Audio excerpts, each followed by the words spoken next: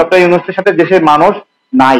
এই লোকটা দীর্ঘদিন যাবৎ মুক্তিযুদ্ধ নিয়ে কটাক্ষ করতেছিল এবং আকারে ইঙ্গিতে বিভিন্ন ভাবে মুক্তিযুদ্ধকে ডিফেমিং করতেছিল এবং মুক্তিযুদ্ধ ভুল ছিল এইসব বয়ান দেওয়ার চেষ্টা করছিল। আমি যখন তাকে বললাম তাকে দেখলেই চাপ্তারা এরকম সিলমারা মনে হয়, তখন এই দেশের মানুষ তারা সীমাহীন আনন্দ পেয়েছে। সচেতন ভাবে ডক্টর ইউনূসকে খেয়াল রাখে, তাকে সরল মনে বিশ্বাস করার কোনো কারণ নাই।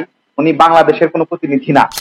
ডক্টর ইউনূস, আমি আমারও বলছি, উনি বাংলাদেশের প্রতিনিধিত্ব করেন না, উনি বিদেশি এজেন্টদের প্রতিনিধিত্ব করেন। এটা বিভিন্ন ভাবে প্রমাণিত হয়েছে এবং ওনার মুখে বাংলাদেশের স্বার্থ হচ্ছে অন্য স্বার্থগুলো বেশি গুরুত্বপূর্ণ পাচ্ছে। এই কমিশনটা আমরা বলছি যে উল্টা এটা জামাত আর এনসিপির দাবি আদায় কমিশন। এটা অনেক ভাইরাল একটা হুট করে বলে ফেলছি। আমি মনে করি যে এইভাবে ফুয়াদ সাহেবকে নিয়ে বলা ঠিক হয়নি। এটা আমি আজকে বলছি যে এইভাবে ওপেনলি বলা হয়নি, কিন্তু এটা বলার পরে বাংলাদেশের নাগরিকদের মধ্যে অনেক তারা মনে হচ্ছিল যে শান্তি পাইছে অনেক। মানে এই লোকটা অনেকদিন ধরে জ্বালাচ্ছিল, তা আমি যখন বলছি তার দেখলেই মনে হয় কপালে চাপ্তারা সিল মারা আছে। আমার মনে হচ্ছিল দেশের মানুষ খুব তৃপ্তি পাইছে যে এই লোকটা দীর্ঘদিন যাবৎ মুক্তিযুদ্ধ নিয়ে কটাক্ষ করতেছিল এবং আকারে ইঙ্গিতে বিভিন্ন ভাবে মুক্তিযুদ্ধকে ডিফেমিং করতেছিল এবং মুক্তিযুদ্ধ ভুল ছিল এইসব বয়ান দেওয়ার চেষ্টা করছিল।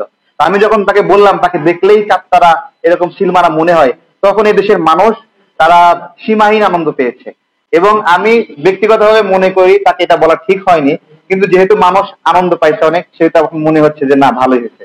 দেশবাসীর উদ্দেশ্যে কি বলবো, দেশবাসী অনেক বিপদে আছে এবং দেশবাসী আসলে যে মুক্তির জন্য লড়াই করেছিল সেই মুক্তির পথটা বিলম্বিত হচ্ছে, এটাই আর কি দেশবাসীর উদ্দেশ্যে বলা। ঠিক আছে, এবং তারা যেন সচেতন ভাবে ডক্টর ইউনূসকে খেয়াল রাখে, তাকে সরল মনে বিশ্বাস করার কোনো কারণ নাই। উনি বাংলাদেশের কোনো প্রতিনিধি না। ডক্টর ইউনূস, আমি আমারও বলছি, উনি বাংলাদেশের প্রতিনিধিত্ব করেন না, উনি বিদেশি এজেন্টদের প্রতিনিধিত্ব করেন। এটা বিভিন্ন ভাবে প্রমাণিত হয়েছে এবং ওনার মুখে বাংলাদেশের স্বার্থ হচ্ছে অন্য স্বার্থগুলো বেশি গুরুত্বপূর্ণ পাচ্ছে। এটা আজকে বলে দিলাম, দেশের মানুষ যেন সচেতন হয়।